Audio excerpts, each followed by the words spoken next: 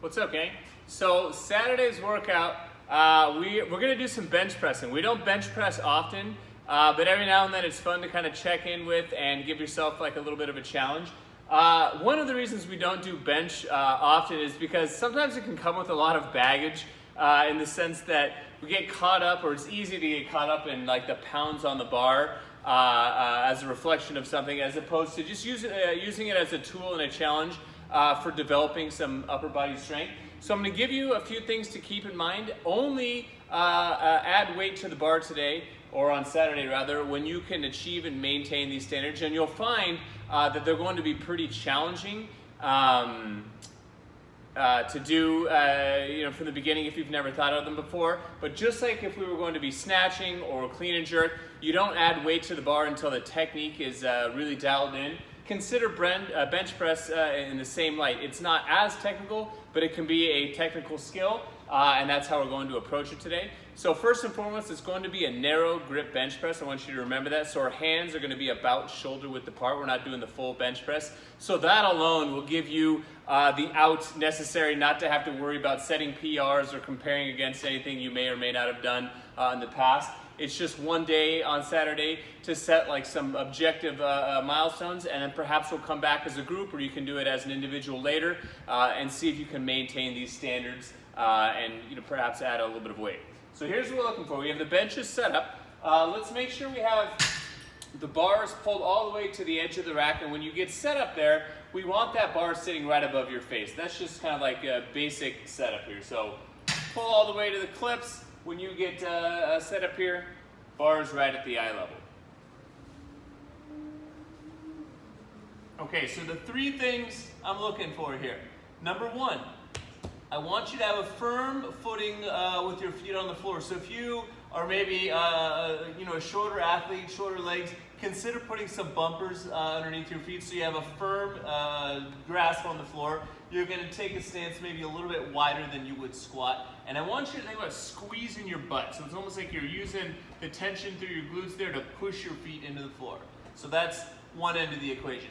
The other end is we're going to get an arch through your back so that your shoulder blades are in contact with the bench and then your glutes are in contact, but there is some space or some daylight underneath your low back.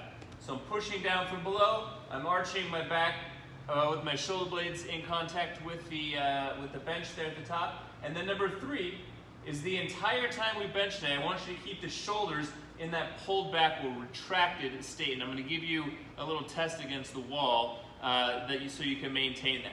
So once you're here, if you feel comfortable pulling the bar off, go ahead and do that. Otherwise, you can have a partner pull it off. But we'll take this narrow grip, and we're just going to do some reps. I want you to lower until you can make contact with about the base of your sternum, and then push the bar away. I like to think about trying to bend the bar in half, but we're just controlling it down almost like you're drawing a bow on a bow and arrow, and then you're going to press that bar up.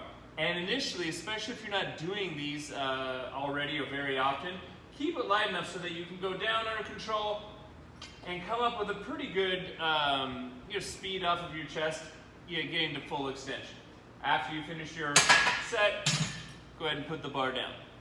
So again, feet are in contact with the ground, glutes are kind of pushing against the floor. This is number one. I'm going to arch my back and keep my shoulders in contact at the top, so I have an arch underneath my back. And then number two, keeping my shoulders pulled back as I go through the entire full range of motion. We don't want to end lifting our shoulders up off the bench, especially as the weight starts to get heavy. That's a very common technique fault. Let's see. One of the ways, I'll turn this a little bit, one of the ways you can think about the position and the sensation that I'm looking for, bring it over here. Welcome to my vlog. The sensation that we're looking for,